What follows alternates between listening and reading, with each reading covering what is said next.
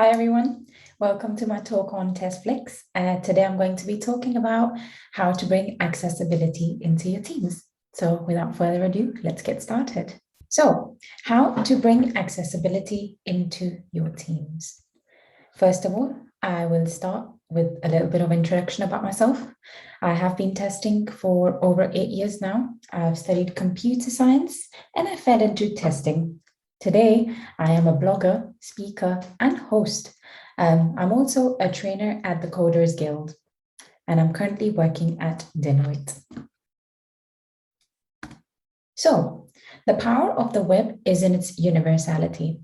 Access by everyone, regardless of disability, is an essential aspect by Tim Berners-Lee. So this quote was really, really motivational, and that's what drove me to do this talk. Are we making it accessible for them? So for individuals without a disability, technology makes things easier. For individuals with a disability, technology makes things possible. So why is accessibility important? So first of all, it's smart business-wise because you're kind of making an application that is accessible to everyone.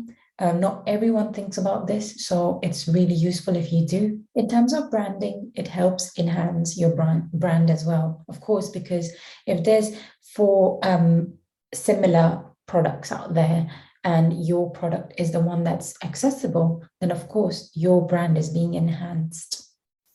Apart from that, market research. You extend market research, you try and reach to as many people as possible. And in terms of legalities, you minimize legal risk because it's worth benefits. Some of the benefits that I find quite useful is, again, it increases usability. More people are using your product. More people may be able to feedback what's good and what's not. So why not? Why not stretch in that kind of area too? Goal 3, it satisfies current and future legal requirements and ethics. And then goal 4, it improves maintainability and efficiency. So some of the steps that I followed actually to bring accessibility into my team is raise some awareness. How do you do that? Well, by start chatting about accessibility in your teams. I started with the head of technology when I thought that he seemed quite interested.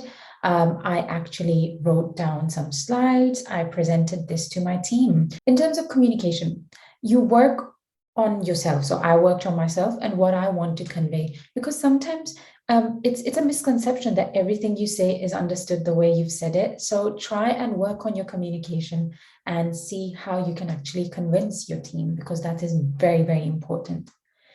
In terms of teams, speak to individuals and team members, of course.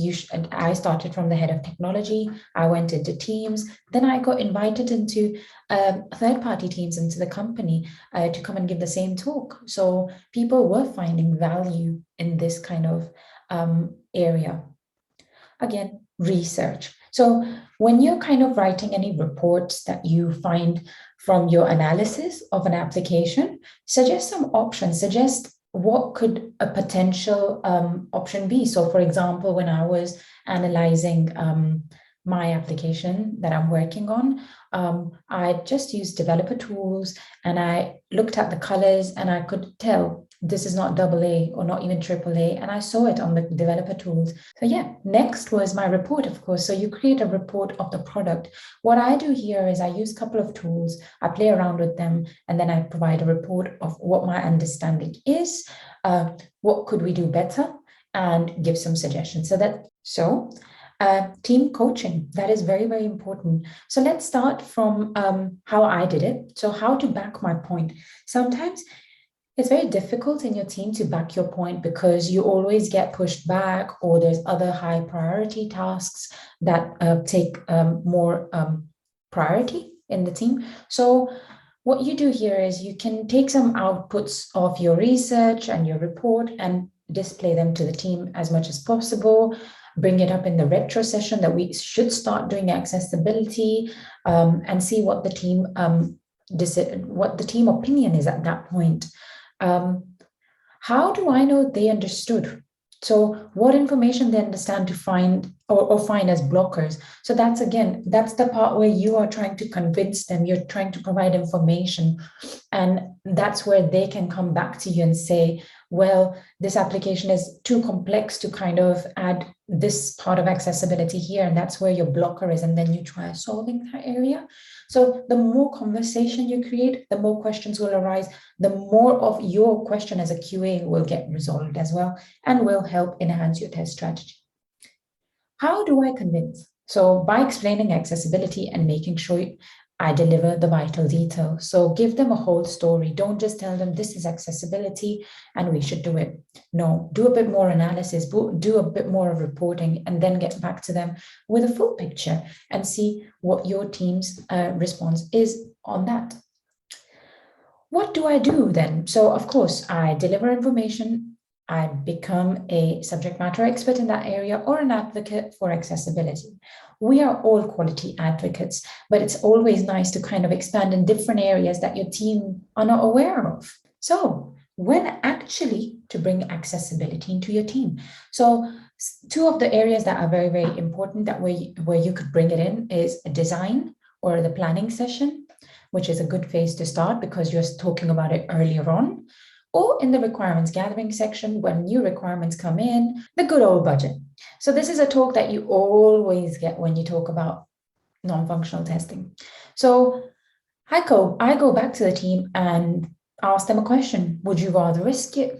That's where they try and get a bit of a confused situation. And then I start convincing them with my research. There are loads of free tools available. So you're not actually paying, not even a penny. And you also want to reach more people. Why not?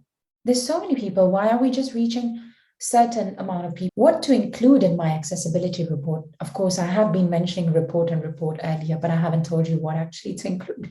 So areas you're testing. So mention the areas you would concentrate when reporting, the results. So show your results of your checks that you've done, and then provide some suggestions. Results. So what happens then when you do all of this chunky piece of work?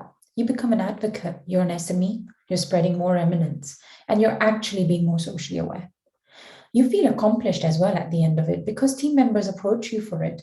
User designers actually approach me till date suggesting what they should do in terms of accessibility. Is there any tool I could suggest or I could pair up with them? So that's really important. So some quick checks and tips. So plugins you can download right away now are Arc Toolkit, Axe. You can actually automate with Axe as well. You've got Wave, which is really good as well. Lighthouse, which is by Google. You can actually get a quick report done by Lighthouse to tell you how accessible is your application. You can remove styling because some people like to work in lower bandwidth. You can do throttling, as you can see in the image there. You can try and see how your application behaves when there's a fast 3G or slow 3G. You can have emulators, so you can see what would happen if someone with a blurred vision were to use your application. You can also, as I said, use the AA, AAA standards with colors on your screen, as you can see, which is a very good guidance of how you're doing with colors on the screen. So for principle of accessible content, is it perceivable? Can I perceive it? Is it operable? Can I use it? Is it understandable? Can I grasp it? And is it robust? Can I access it? So if you have all of these 4 principles in your application, I would suggest you're definitely alified.